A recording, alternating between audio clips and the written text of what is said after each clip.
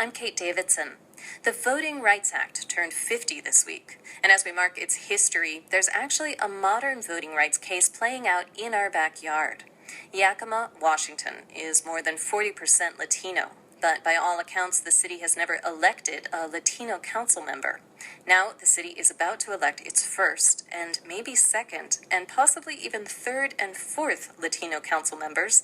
Mike Faulk joins me to explain. He's politics reporter for the Yakima Herald-Republic. Hi, Mike. Hi, Kate.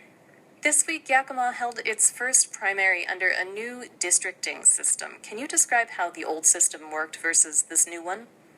Yes, the old one was a combination of at-large and district voting.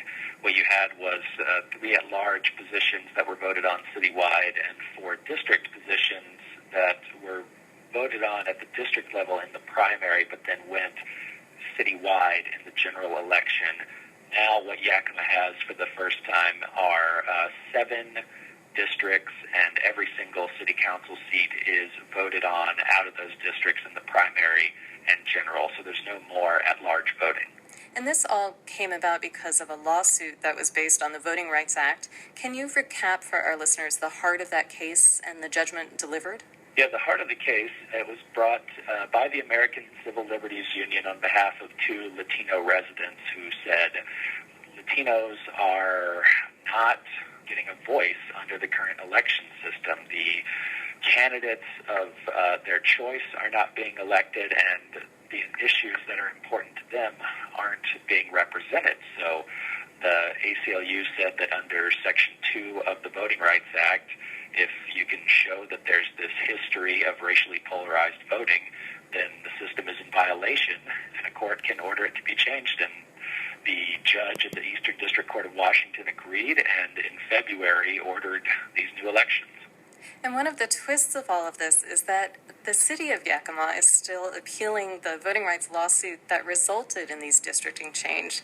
Do you think that the city is likely to drop that appeal once this new group of council members takes office?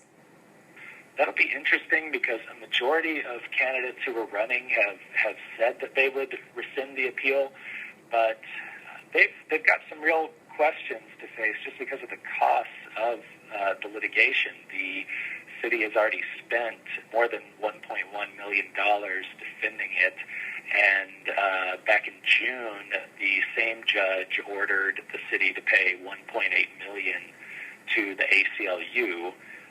If they decide to rescind that, they will have to answer questions about the bill that the city is left with. So I think it'll be a complicated decision for them to make, but it is one that they'll look at.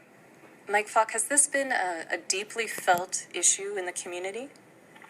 This is something that has really impacted the community and has been divisive. There are a lot of scars, emotions that have been boiling as Yakima's immigrant and Latino population continues to grow.